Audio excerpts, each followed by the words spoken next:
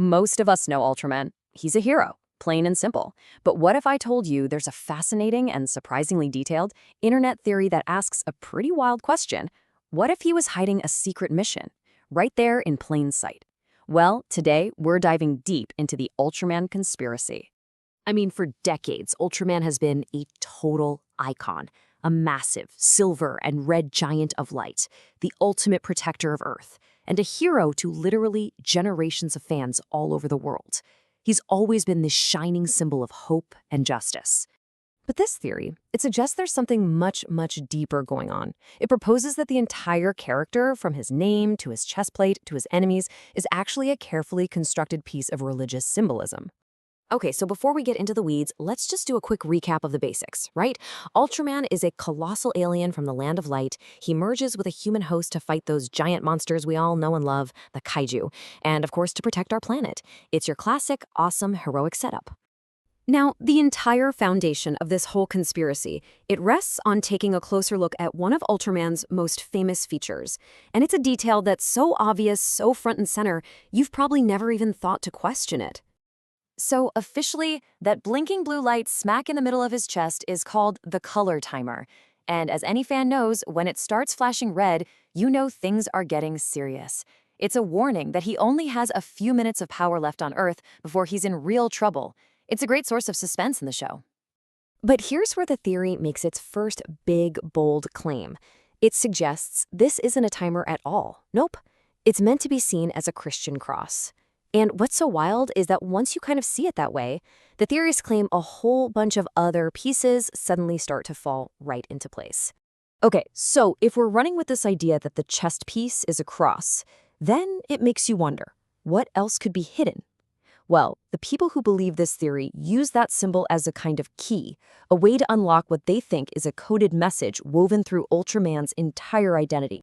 And the next piece of this puzzle is, well, it's linguistic. Yeah, it's all about the Indonesian word utusan. Now, this word means messenger, envoy, or even apostle, basically someone who brings a message. Just keep that word in mind for a second. Because according to the theory, Ultraman isn't just a cool-sounding superhero name. They say it's actually a phonetic code.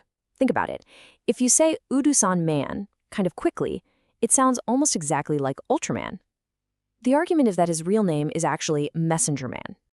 So let's just lay out the logic that's building here. Step 1, you've got the symbol of the cross on his chest.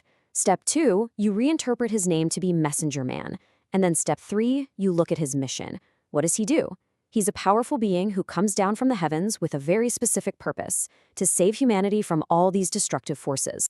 And this phrase is absolutely central to the whole argument. Comes from the sky to save mankind. I mean, that's a direct and really powerful parallel to the story of a messianic figure, right? A divine messenger sent from above to deliver humanity from evil. Okay, so let's recap. We have a messenger with a cross on his chest who comes from the sky to save us. But, every good messianic story needs a really clear adversary. It needs some kind of demonic figure to stand in opposition to the hero. And folks, this is the final crucial piece of the theory. Ultraman's most famous enemy is the alien Baltan. Well, the theory suggests that this name is also a code. It's a code for Baltan, a name that is directly linked to Baal, an ancient deity that's often depicted as a demon in Abrahamic religion. So when you put all of those pieces together, the theory's final conclusion is as stunning as it is specific. That Ultraman was intentionally designed from the ground up as a form of secret Christian missionary work, a messenger of God in a superhero costume. And this just lays it all out so clearly. The name Ultraman becomes Messenger Man. The color timer becomes the Holy Cross. His mission to defend the planet becomes a mission to save all of mankind. And his main alien, foe, Baltan, is recast as the demon Baltan. It's a complete alternative mythology. Now look, whether you actually believe any of this was intentional, that's almost beside the point. To me, the much more interesting question is why. Why do theories like this even exist in the first place? What does it really say about how we, as people, interact with the stories we love? Well, a theory like this reveals a few really cool things about us. It shows our deep, deep need to find patterns and meaning in everything. It shows how pop culture stories can basically become our modern mythology. And maybe most importantly, it shows how powerful symbols, like a cross, can be reinterpreted and found in new places, and how a story's real meaning can be totally transformed by its audience. So, the big takeaway from all this isn't really about proving or disproving the conspiracy. It's about appreciating how a story that was created in one culture can be filtered through a completely different cultural and religious lens to create this brand new and, you have to admit, pretty fascinating layer of meaning. And that really just leaves us with one final question to chew on.